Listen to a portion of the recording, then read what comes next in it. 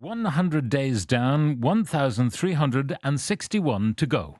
I will act with historic speed and strength and fix every single crisis facing our country. We have to do it. We're not going to have a country left. It's been run by a bunch of radical lunatics, and we're getting them out. USAID, run by radical lunatics, and we're getting them out, and then we'll make a decision. Because I'm looking at the whole Gaza Strip right now, and it's a mess. It's a real mess. We just clean out that whole thing. The U.S. will take over the Gaza Strip, and we will do a job with it, too. We'll own it, do a real job, do something different. Just can't go back. If you go back, it's going to end up the same way it has for 100 years. And I don't want to be cute, I don't want to be a wise guy, but the Riviera of the Middle East, this could be something that could be so bad, this could be so magnificent. Air Force One is currently in international waters, the first time in history flying over the recently renamed Gulf of America. Please enjoy the flight, and we are now about to head westbound to Super Bowl 59. In recent years, the radical left has waged an all-out campaign to erase the very concept of biological sex and replace it with a militant transgender ideology. Well, we have a situation where we haven't had elections in Ukraine, where we have martial law, essentially martial law in Ukraine. You've allowed yourself to be in a very bad position, and he happens to be right about it. From the very beginning of the war. You're not in a good position. You don't have the cards right now. With us, you start having cards. Right now, you're playing cards. The mistake was letting the war happen. If Biden were competent, and if Zelensky were competent, and I don't know that he is. We had a rough session with this guy over here. He just kept asking for more and more. And we're here tonight in the heartland of our nation to celebrate the most successful first 100 days of any administration in the history of our country, and that's according to many, many people. So many people praising Trump's first 100 days. A flavour of some of the utterances and events of those past 100 days of Trump 2.0, from a migration crackdown to cozying up to Russia to tariffs, tanking the stock market. The Trump administration has packed a lot into that first 100 days. And if all of this happened in just 100 days, what's in store for the coming 1,361 days? Well, joining me to discuss, Scott Lucas, professor and political analyst at the Clinton Institute at UCD, Gina London, former CNN White House correspondent and Sunday Independent columnist, and TJ Malloy of Democrats Abroad Ireland. We're going to talk about the domestic achievements, if that's the right word, of this Trump 2.0, and then we'll talk about international affairs.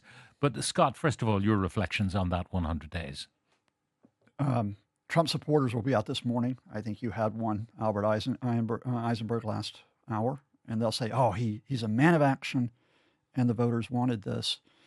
So let's hit this on the head. What you have after almost 100 days in Trump 2.0 is an administration that's not only aspiring to be an authoritarian regime, it is an authoritarian regime. So by action, what we mean is destruction. We mean destruction first of U.S. agencies so that they cannot be independent. They cannot do anything that Trump does not like. And I can give you a whole list of agencies and programs that have been axed. But only yesterday, for example, the National Climate Assessment, which is done every 4 years in the U.S. to map climate change.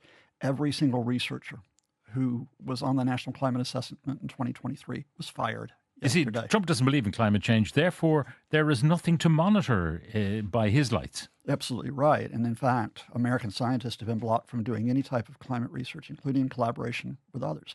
But that's just one example of the agencies and what they're told they can and cannot do. The Pentagon axed the Women's Security and Peace Program yesterday, which is meant to encourage women to go into the armed forces and to protect them when they are there.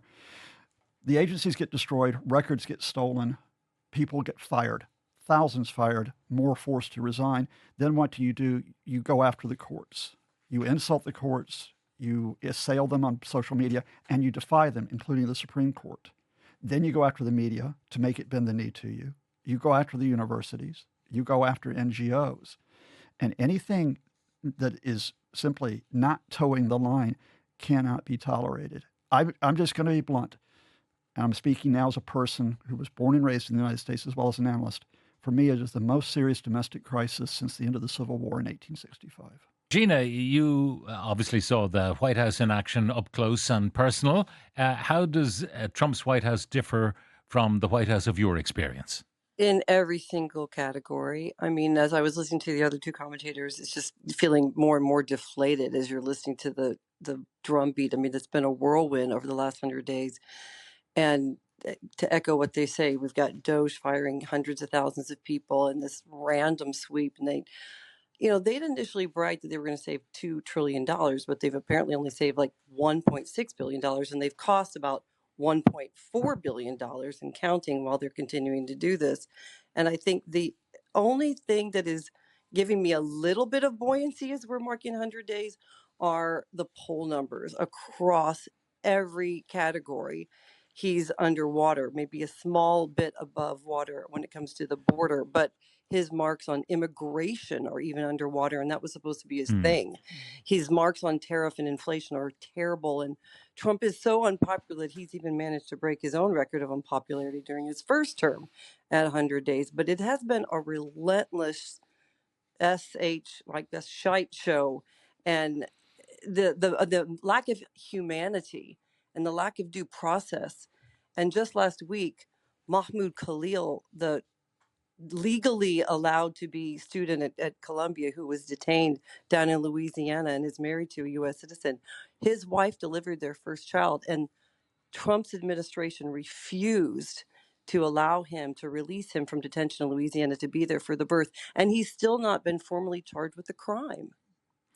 And we know that when you look at the Pew polling, for instance, Americans do want to see due process. They believe that if the courts make an order, that it should be obeyed by the administration. If the Supreme Court makes an order, that the administration should respect it. But that does not seem to be the direction in which we're heading.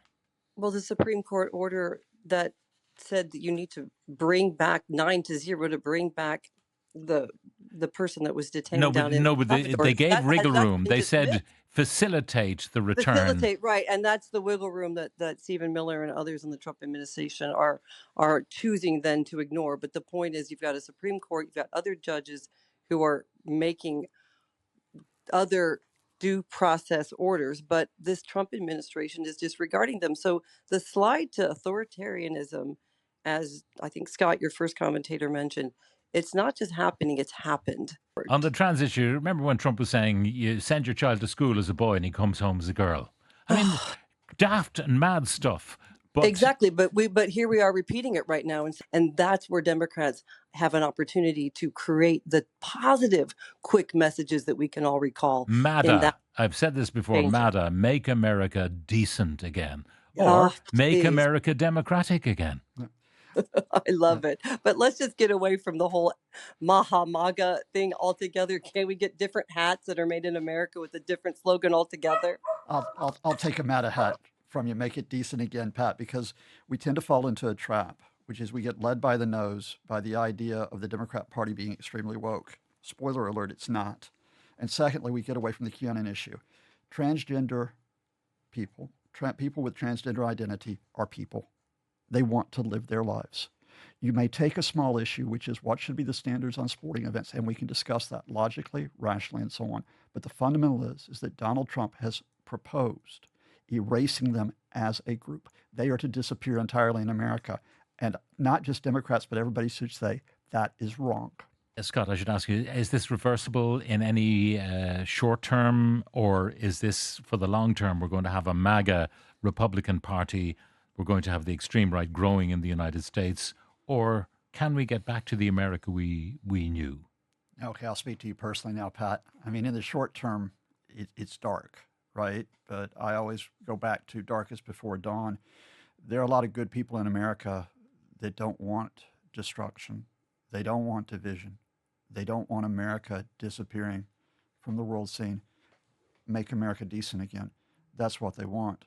What we need is to get back to hearing those voices, talking to those folks, whether it be here in Ireland, whether it be back in the States, because just from talking to people in these past few weeks, whether you're talking about in red states, like in Iowa, like where I grew up in Alabama, whether you're talking in blue states like Massachusetts or in between, people want day-to-day security. And if we can focus on that and also focus on the fact that America has values which has not lived up to, but should be embraced, maybe we find a better way. That's a good way to conclude our discussion. Scott Lucas, Professor and Political Analyst at the Clinton Institute at UCD. Gina London, former CNN White House Correspondent and Sunday Independent columnist. Thank you all very much.